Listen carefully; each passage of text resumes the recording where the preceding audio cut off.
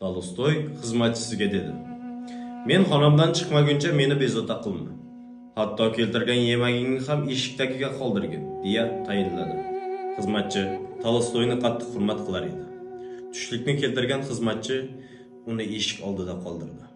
Oqshomda kechki ovqatni olib kelgan xizmatchi tushlikni qanday qoldirgan bo'lsa, shundayligicha turganini ko'rib, yozuvchidan xavotir ola boshladi. Lekin eshikni taqillatib ichkariga kirishga botini olmadi. Tolstoyni yaqinlarini zudlik bilan chaqirib kelgani tashqariga otildi. Ko'p o'tmay yozuvchini yaqinlari yetib kelishdi.